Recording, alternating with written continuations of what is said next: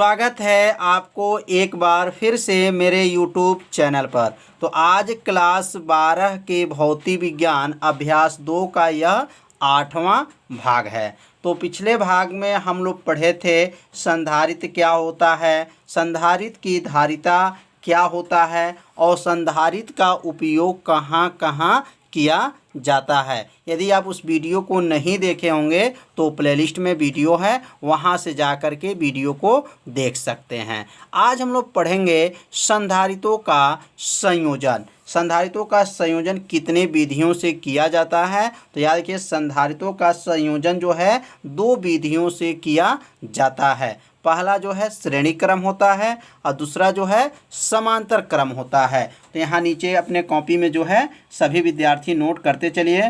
संधारित्रों का संयोजन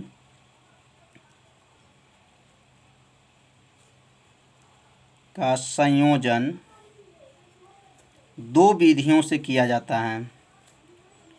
2 विधियों से किया जाता है। तो पहला विधि का क्या नाम है और दूसरा विधि का क्या नाम है? तो यहाँ पहला विधि है संधारित्रों का श्रेणी क्रम। संधारित्रों का श्रेणी क्रम।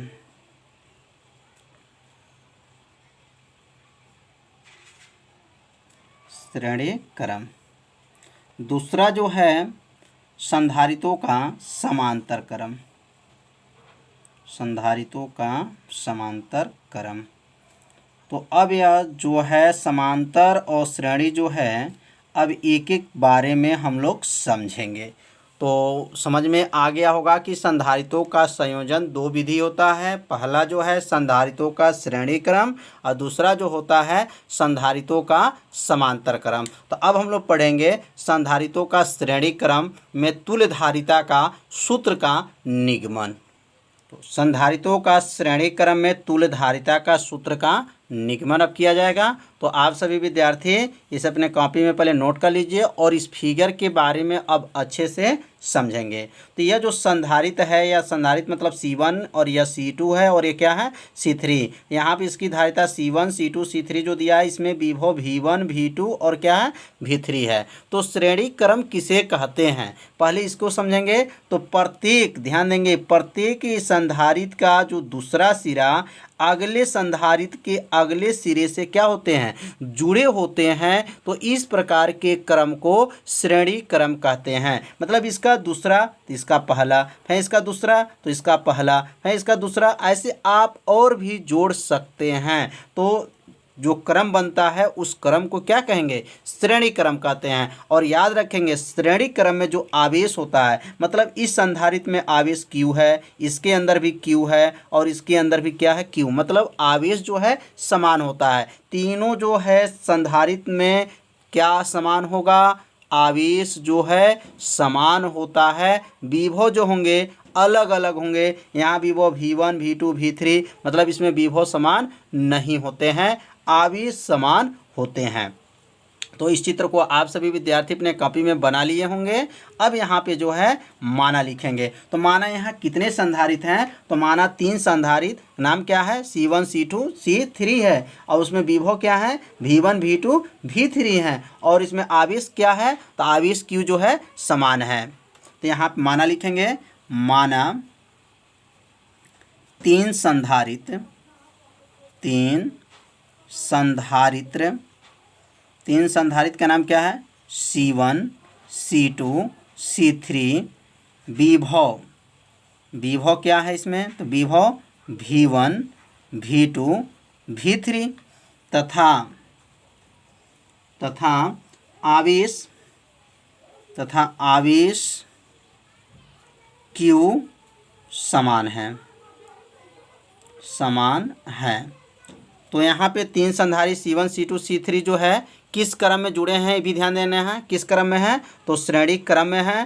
तो यहाँ पे लिखेंगे माना 3 संधारित्र C1 C2 C3 विभव V1 V2 V3 तथा आवेश Q क्या है, समान है। जो किस क्रम में जुड़े हैं, श्रेणी क्रम में जुड़े हैं, जो श्रेणी क्रम में जुड़े हैं। तो श्रेणी क्रम में जुड़े हैं तो श्रेणी क्रम में याद रखेंगे आवेश क्या होता है, समान होता है, इसलिए आवेश Q लिखेंगे। या Q1 Q2 Q3 नहीं लिखेंगे, Q लिखेंगे। अब पहले संधारित्र में विभवांतर निकालेंगे, उसके बाद से यहाँ पे दूसरे संधारित्र में जो है विभवांतर निकालेंगे। यहाँ विभवांतर लिख लीजिएगा, विभव नहीं लिखेगा, विभवांतर। तो अब यहाँ लिखेंगे पहले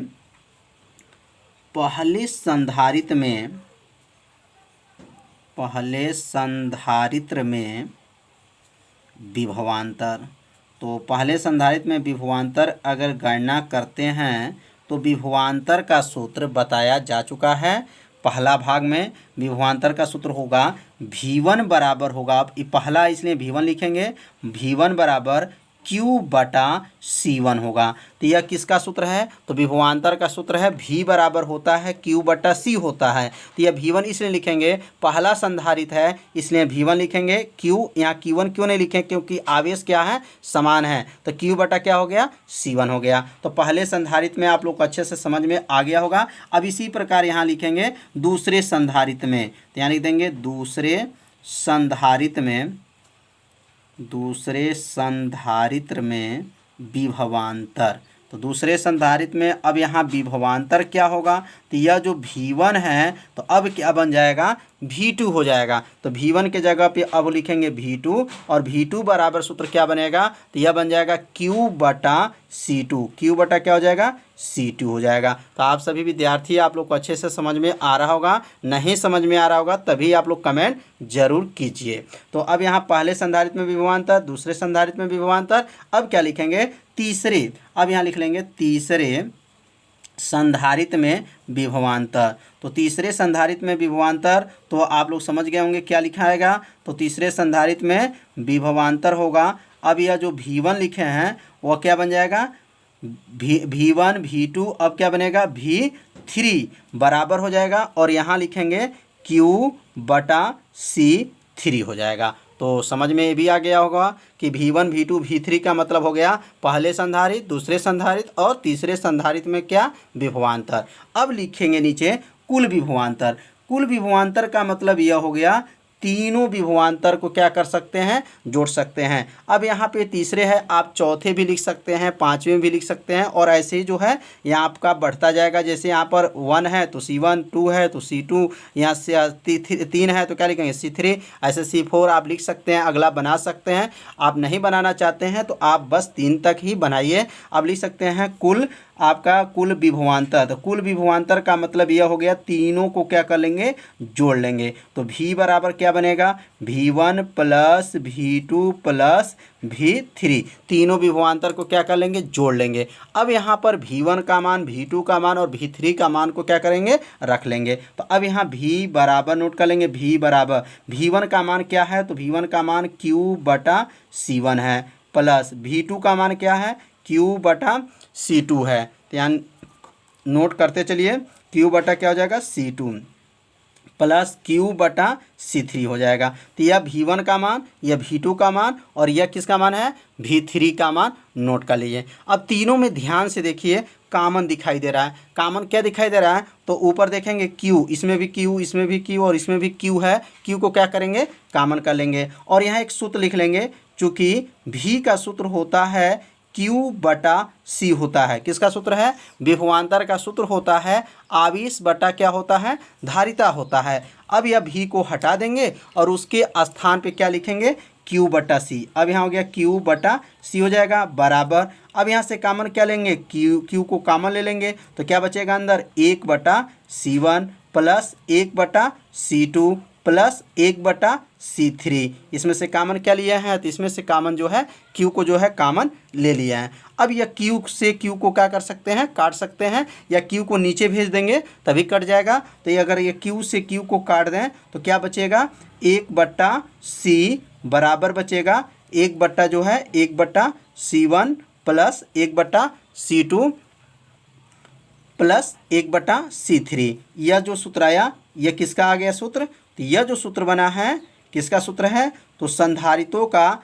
श्रेणी क्रम में तुल्य जो है धारिता का सूत्र का निगमन आ गया। तो आप सभी विद्यार्थियों को यह सूत्र का निगमन आपको अच्छे से समझ में आ गया होगा। तो संधारित्रों का जो संयोजन श्रेणी क्रम में जो सूत्र आया है, यह इसका हिंदी क्या बनेगा, तो याद रखिएगा, श्रेणी क्रम में जुड़े संधारित्रों का तुल्यधारिता का यह व्युत्क्रम है। बटा में है ना, तो इसलिए इसको व्युत्क्रम बोला जाएगा। तो श्रेणी क्रम में जो है तुल्यधारिता का व्युत्क्रम उन संधारित्रों के धारिता के व्युत्क्रमों के योग के क्या होता है, बराबर होता है। तो इसे अपने कॉपी में पहले सूत्र का निगमन नोट कर लीजिए। इसके बाद से जो सूत्र आया है इसको हिंदी में लिख लीजिएगा, इसकी परिभाषा को। तो अब यहाँ परिभाषा इसके बारे में बताया जाएगा। तो आप सभी विद्यार्थी परिभाषा को याद नहीं कीजिए, बस ये परिभाषा को बनाना सीखिए कि परिभाषा कैसे बनेगा। अब यहाँ नीचे लिख लेंगे अर्थात, और अर्थात लिखने के बाद यहाँ लिख देंगे कामा, और कामा के नीचे लिखेंगे कि जो ये सूत्र आया है इसी के बारे में लिखेंगे कि श्रेणी क्रम में जुड़े संधारित्रों का संधारित्रों का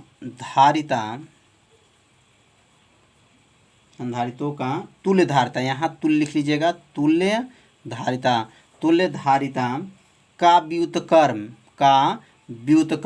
व्युत्क्रम का मतलब ये बटा में है, इसलिए इसको बोलेंगे व्युत्क्रम। इसको 1/c को कहेंगे तुल्यधारिता का व्युत्क्रम उन संधारित्रों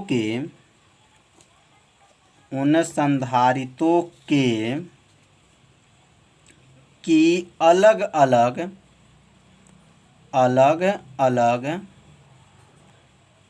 अलग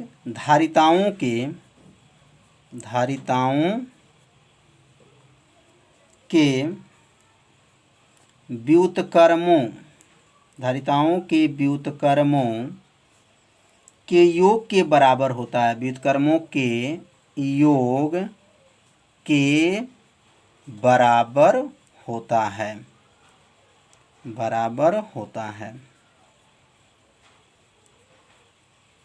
तो समझ में आ गया होगा आप लोग को कि यह कहाँ से लिखा गया। तो यह सूत्र जो बना है 1/c बराबर 1/c1 plus 1/c2 plus 1/c3 जो सूत्र देखे हैं, इसी सूत्र से इस परिभाषा को यहाँ पे लिखा गया कि श्रेणी क्रम में जुड़े, ये जो उत्तर आया है 1/c जो सूत्र देखे हैं ये किस क्रम में है, तो श्रेणी क्रम में है। तो श्रेणी क्रम में संधारित्रों का तुल्यधारिता जो है 1/c मतलब है, तो तुल्यधारिता का क्या है, व्युत्क्रम उन संधारित्रों के अलग अलग धारिताओं के व्युत्क्रमों के क्या हैं, योग के बराबर होता है। योग मतलब जोड़ के क्या होता है, बराबर होता है। तो आज का पढ़ाई आप लोग को अच्छे से समझ में आ गया होगा। संधारित्रों का श्रेणी क्रम में तुल्यधारिता का सूत्र का निगमन किया गया। अब कल के वीडियो में संधारित्रों के समांतर क्रम में तुल्यधारिता का सूत्र का निगमन किया जाएगा। तो आप सभी विद्यार्थी ये प्रतिदिन शाम को 6 बजे वीडियो देखना न भूलिए